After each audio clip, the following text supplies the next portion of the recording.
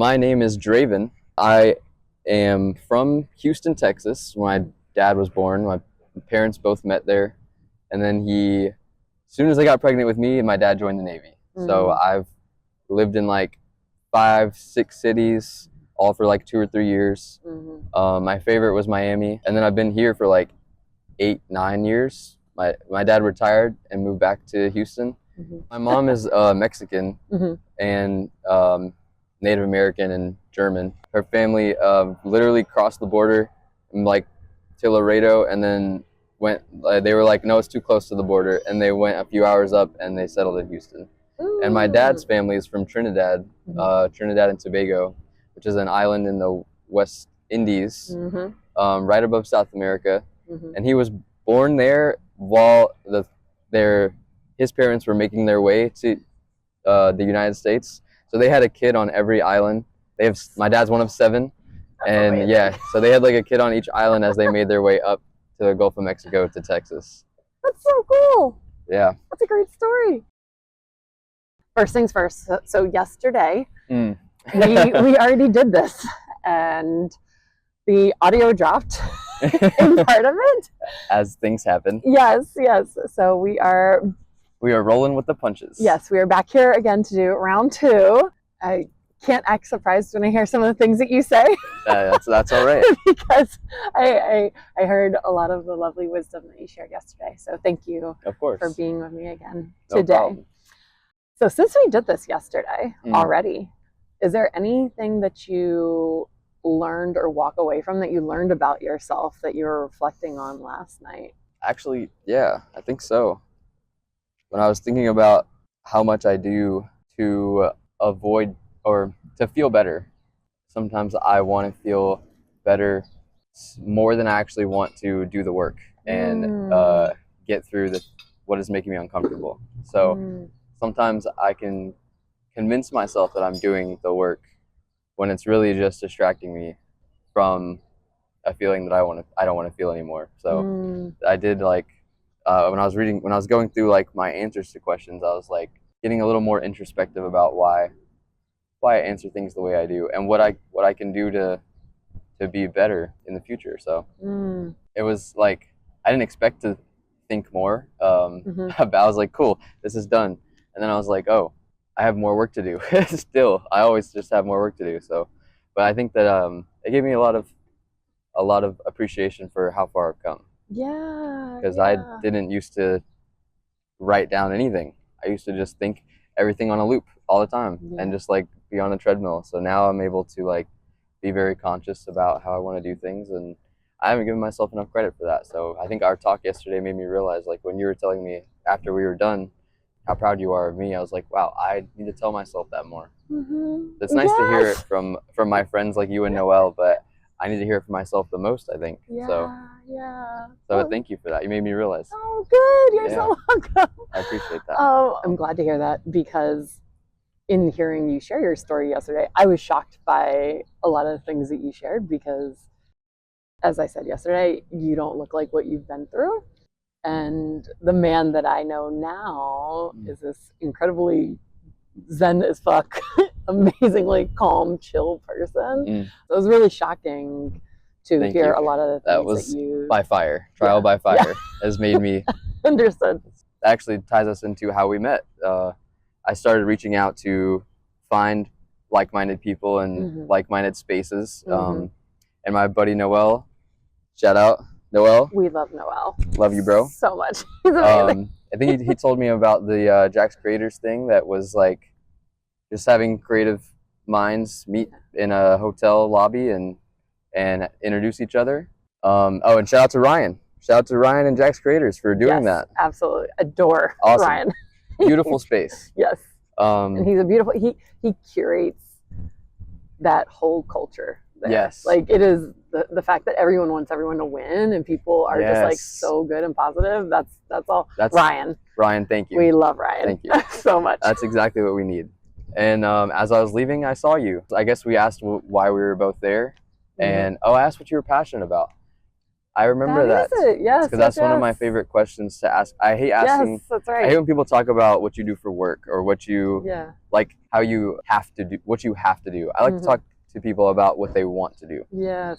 I Because, remember that yeah, now. And now that you say it, I remember being like, that's an amazing question. I need to steal that and ask that to yeah, everybody. I think too, it like introduced us because I think I was walking out with her and you all had been talking, or you all were walking out together. Tuke and I were leaving. Yeah, I think it was Tuke introduced I think she was us. probably the last person I talked to in my rounds. Yes, I think y'all were talking, and she was like, "You guys should meet." And yes. But yeah, that was great. And we were talking about spiritual stuff, Mm-hmm. and then she was like, "If you're interested in spiritual stuff, like, then you'll love my friend Lauren." So yeah, I was like, okay. That was a wonderful night, and I loved everything that you shared. I loved your energy. I loved your dreams. Like, I loved just your positivity. Your heart so came through, and every time we get together, like, Thank you. That's just reiterated just how incredible your heart is. I appreciate that. Yeah, absolutely. And you too. I think you reflect a lot of my spirit and energy. So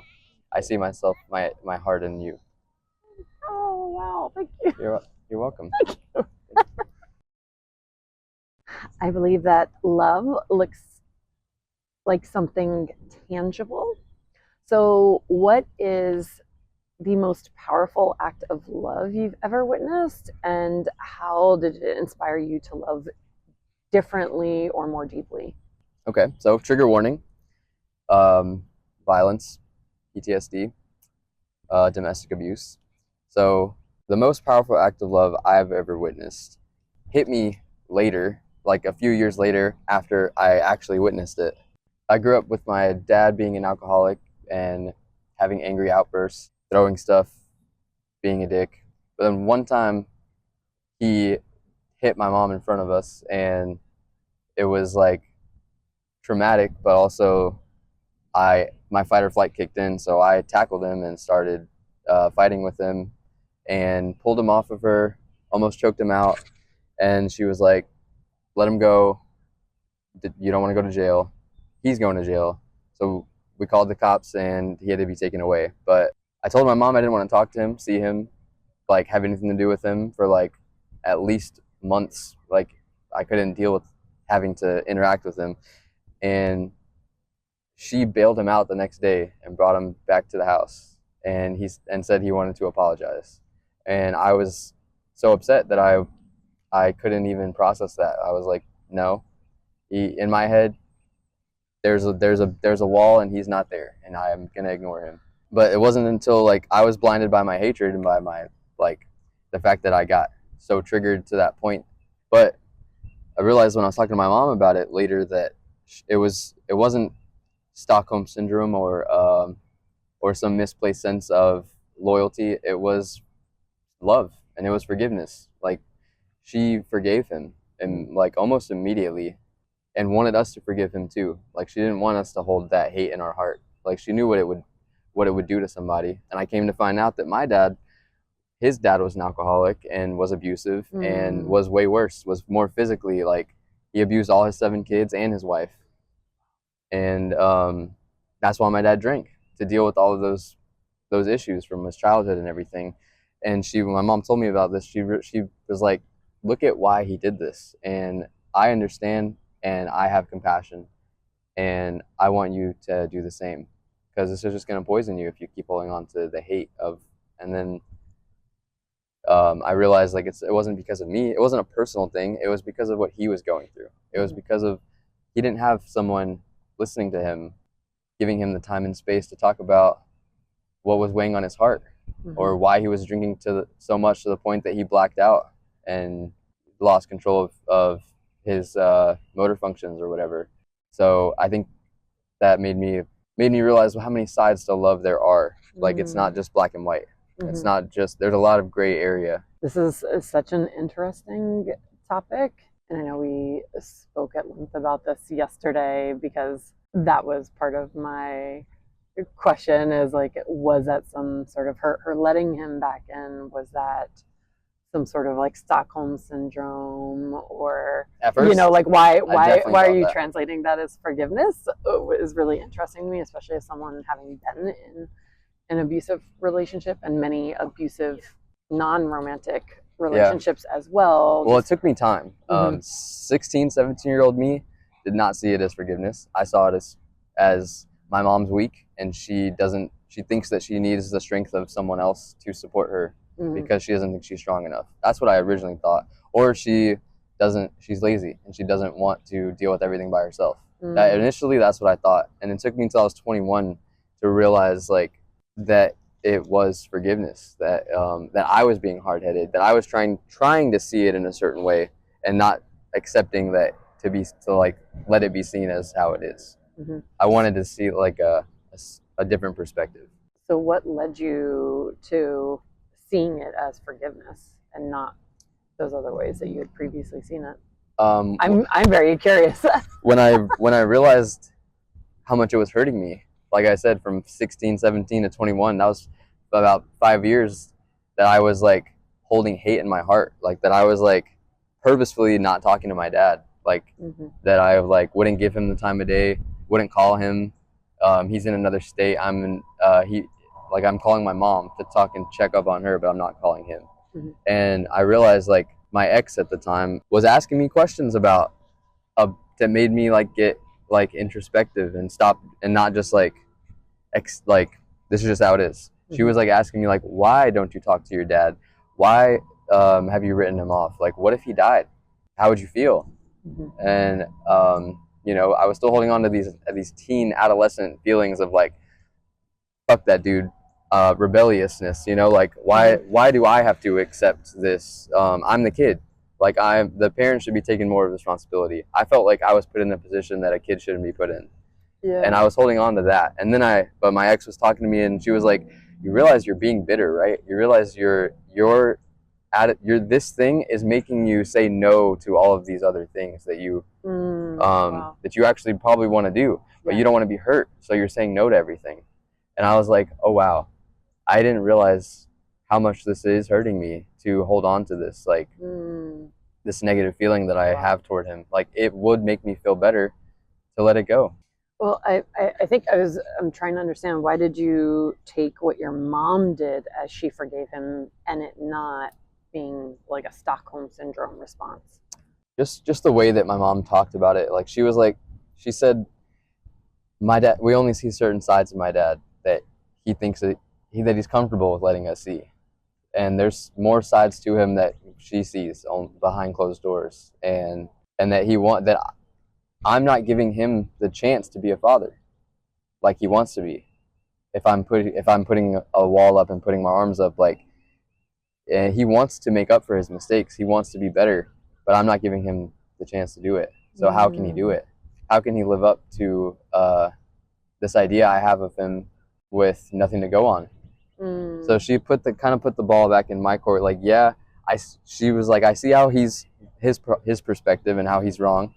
I see your perspective, but I think it could be better. And I want you to know, from my perspective, I'm looking at two men in my life that I love that are making me feel like shit because they're making each other feel like shit. So it became she was like, it's not about for me. I didn't do what I did for me. I did what I did for you guys. And I want you to do what you can for me and for us, and not just what for yourself. So she made me realize I was running. I wanted to be in another state from him. I wanted to be out of the house. I didn't want to call him or talk to him. And it was to avoid dealing with it. Dealing with my abuser, my attacker, and giving him a chance to not be an abuser and attacker. Basically, my mom, she saw what I was going through. She knew the feelings that I was feeling, and she put it in. She told me that's exactly why she made the decision she made, to not feel those things that were eating me and weighing me down and making me feel depressed. Has he shown you that different side, that non-abuser side since then? Since you okay. I felt like I was an adult when that happened, that incident happened. I felt like my childhood was over. So my main thing with my dad was do what you can for your other children, because I'm already an adult now. Your other children are not adults yet, and they still have their innocence and their childhood a little bit. So give them whatever you can, and don't worry about me. Like I'll work through what I need to work through. But I needed space, and my dad understood that. Like the space was more important than like trying to make up for it. And so I got that space. And then after that, and I started talking to him, he was like, you know, you can ask me whatever. You can come to me about anything. Like I was 25 once. I was 30 once. Like I have perspectives that you could probably and take it or leave it. You can. I'm not gonna force it on you. But he saw that like that that space that I put like and I wasn't yielding. I would put a hard boundary up. Yeah. And he knew that. He worked with me. He was like, I don't want that boundary to come down. So whatever I can do to make you feel better, I'll do that. And he stepped up by being conscious about what he can do to keep people in his life. So that definitely brought some that built the respect back that I lost for him. It's really interesting, and now I'm wondering if that's where building some of those walls that we talked about last night came from. Whereas like in your childhood, you obviously trusted your father to be this loving, protective person. Yeah. And he showed himself not to be for a period in time. So I'm wondering if that's part of where the like I'm putting walls up to protect myself that we talked about last night. That is definitely came from. That is like the people that are closest, like your parents raise you. But like to make a person like into a person, you have to like everything is on you. And if that gets like betrayed, then the child feels like, who can they trust to help them develop into a person? If they can't trust their parents, then that destroyed my trust in everything. Like at that time, I was like, if I can't trust my parents, what can I trust? Yeah. And that pushed me into drugs, and that pushed me into dealing and partying and finding people that were just trying to escape, not answer any of the serious questions that life has. What was your biggest learning experience with love, and what did you learn from it? That was a tough one, because it made me look at myself like in a way that I never looked at myself before. So the experience itself was being in a 5-year relationship. It wasn't until like 3 years in that we started actually getting to like the real issues of, are we going to be together in the future, and like how is this going to move forward, and what does this look like? But she made me realize that I was living my whole life for other people. Like I was trying to be the best son that I could. I was trying to be the best brother. I was trying to be the best partner for her, until she like asked me like what I really wanted in life, regardless of, without thinking about her. Like, because everything that I was doing was, I found someone that I found love with, and I never had like actual like love in my life, so I wanted to keep it, and I did. All my actions were geared towards keeping the love that I have found around. And that's really it. Until she asked me some hard questions that made me realize I am just trying to escape the past bad feelings by holding on to the current good feelings, but I'm not actually thinking about the future and what I want to feel in the future. Yeah. So I learned that you can only love yourself to the level that, you can only love others to the level you love yourself. Yeah. And that you need to have a level of self-love in the world in order for other people to love you, like really, or else it's just like, I don't know. But there's a lot of ways that people lie to themselves, but I wasn't accepting. Part of love is accepting yourself. Like you can't actually love yourself unless you've accepted all the parts that make you you, because then that's just loving pieces of yourself. Yeah. So she made me realize I was only loving pieces of myself, the pieces that I was comfortable with. But those things about like that are inside my heart, I wasn't accepting those. That I could take someone's life if I was pushed. That I could have anger issues and be just as angry as my dad, if my buttons were pushed that way. Like that I was willing to compromise everything about myself for the person that I love. And that hit me hard, because I was like, what's the point of being a person if I'm not like my own person? Yeah. Then I'm like, like a puppet, or like being pressured, like society has pressures, pushes you to get a house and get a job and like do all these things. But if you let those things drive you, you're not you. Yeah. You have to do like find what you want, find what you love, Yes. and pursue those things if you really love yourself. Yeah. So it was a tough lesson. That's probably the hardest one, that like it hit me because like I thought this highly of myself, which I realized was a defense mechanism. My ego was protecting me from like that I was actually like down here, and I actually have so much work to do to get to that point that I thought I was at. So it kind of broke me when I realized like I wasn't the person I thought I was. I was like, oh wow. Yeah. What's that one song that Elton John has? I'm not the man they think I am at home, or whatever. Rocket Man. Those lyrics, like I was like, wow, I'm not who I thought I was. But I know what it takes to get to that point. Yeah. And now that I know that, that's half the battle. The other half is putting the effort in to get there. Yeah. Yeah. So I think so many people are lost. They're like, I don't know what I need to do to get to a better place. So I was grateful that she was helping me find that direction. Yeah. Like how to accept and love all the parts. Yeah. Yeah. It's such a powerful lesson and a very necessary one. So I'm glad that you experienced it so early in life, because there's literally so much. There's so much time that you have to explore, undo, rebuild, do all the things to become the person that you are meant to be, you want to be, all the things. So I'm so grateful that you had that experience and that you learned from it, and that it's pushing you into your destiny, and into the person that you were truly created to be. So, and walking in that power. So I want to help people with substance abuse. I want to help people with like mental health, with hitting rock bottom and building yourself back up. Like when you lose belief in yourself, nobody talks about how hard it is to get it back. So I think I want to help people in like rehab facilities, but also I want to start community centers where people can have a place to get counseling and get help, whether it's school or tutoring or financial help or resources, or therapists, or like for like low cost, or maybe even free. Maybe even get people that are willing to give people therapy for free, because I think everyone needs some help, but not everyone has a place to go to get it. Yeah, I love that dream so much. I can't wait to see you do it. I remember you sharing that the first time. I don't know if I ever told you, but John Paul has a similar dream for like creating a community center. John Paul the Baptist? My ex. Oh, okay. I was like, we're talking about saints. I guess I could be a saint one day. No, my ex. Okay.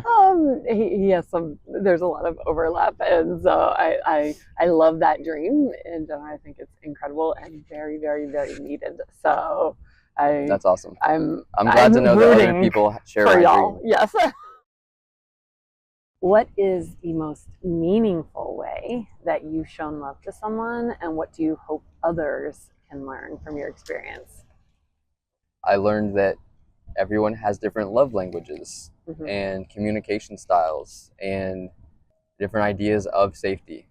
So if you care about somebody, you should find out what makes them feel safe, what makes them feel comfortable, what their love language is, so you know that you're not wasting your breath when they actually want quality time. You're not just saying a bunch of words that you think will make them feel better when they just need you to be there. And I had a friend that asked me to help her, like talk to her. She was like, I need someone. Like, I don't know if I'm going to make it the next few days.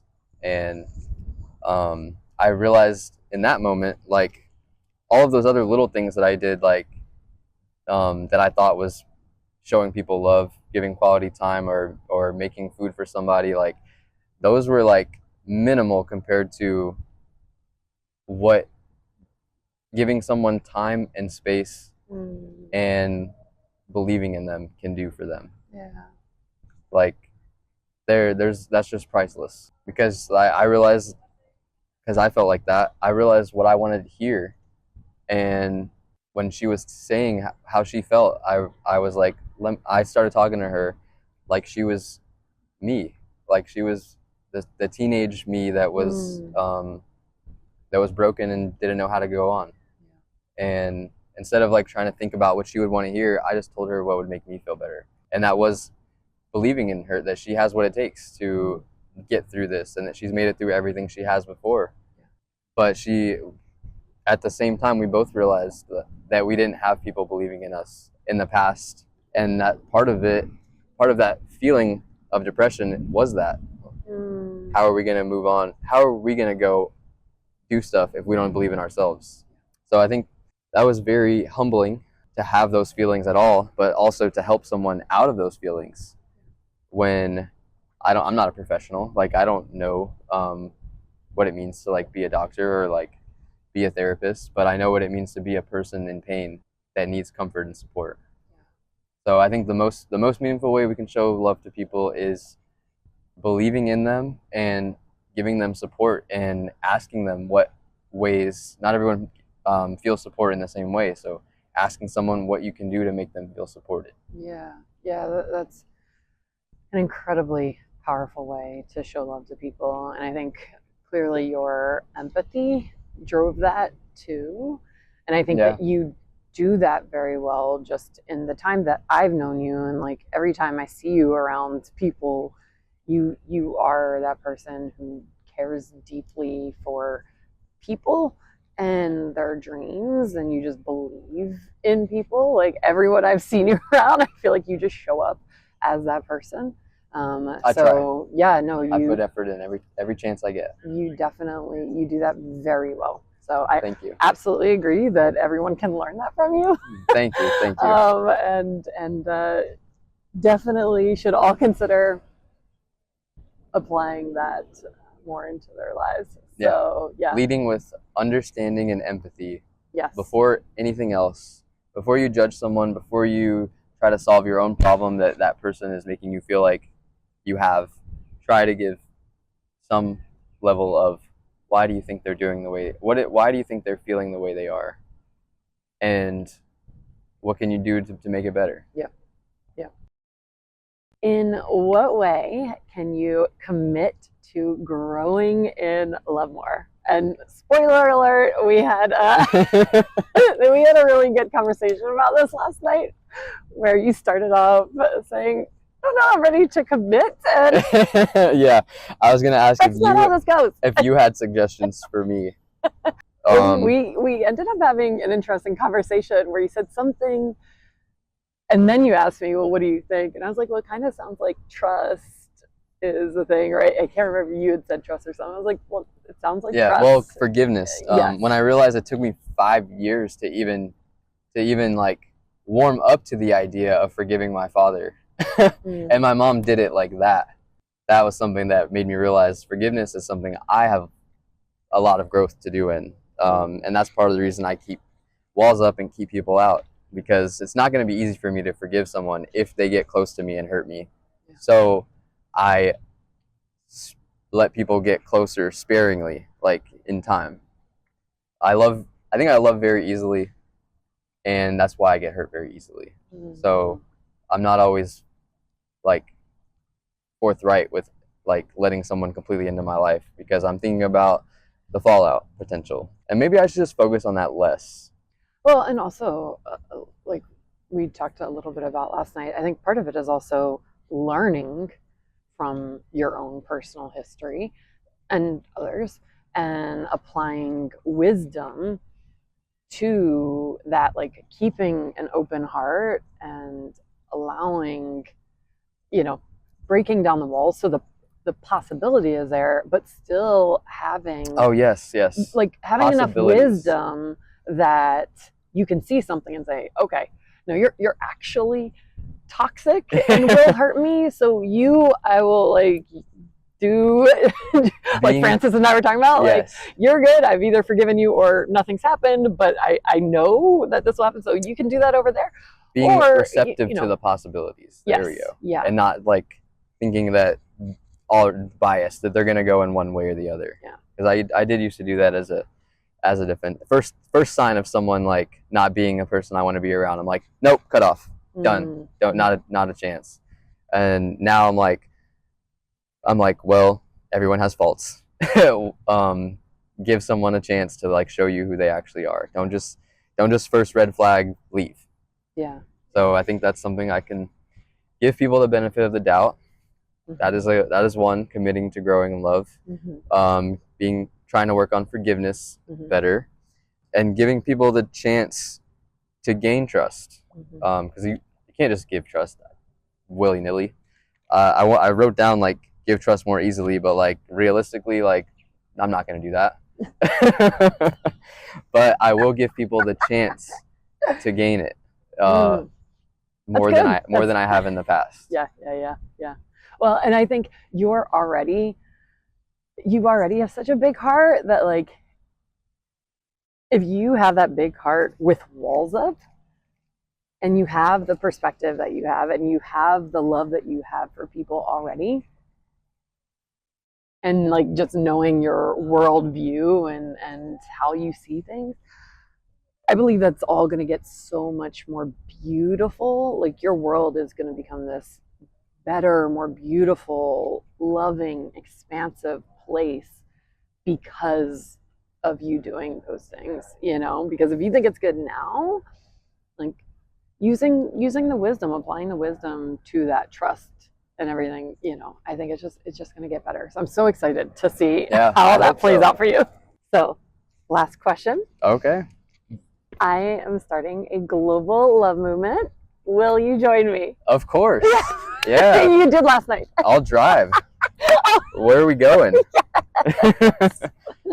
We're going to a better, more loving world, like a place where humanity is more empathetic, cares more about people, that we're collectively trying to do better together, that we're all challenging ourselves to love more. Yes. Amen. That we're all like on a journey and trying to commit to how can I grow. Yes. And amen. And those of us that are interested in doing that want to do that, are pushing ourselves to like, how can I be the best version of me? How can I be the most loving, kind person? So collectively we can try and drive this forward. Yes, I think we can get there. I think we can. Yeah. The more people that it's my life's mission. Come in contact with and spread it out, and if you don't change the world, you will inspire the mind that does. Yes. That's how I think everything should be moving. Yay! Yeah. Thank you. You ready? Any testing stuff or? Hopefully everything's tested. Do you need any help? Oh, God, thank you so much. I really appreciate it. That's so sweet of you to offer. This photo set up really well done. Thank you. Yeah, we're doing a video. I'm interviewing him. So, yeah, thank you. That's very sweet of you to offer. I appreciate it. Y'all have a lovely day. That's so sweet. All right. Okay. Nice. Ready to clap? Oh, yeah. Do it. Action. Yes. As they're having a beer garden fest. I thought that was my paper. I was like, oh, no. I thought it was your mic or something. I was like, oh, no. Oh, no. I was like, oh, shit. What are we going to do?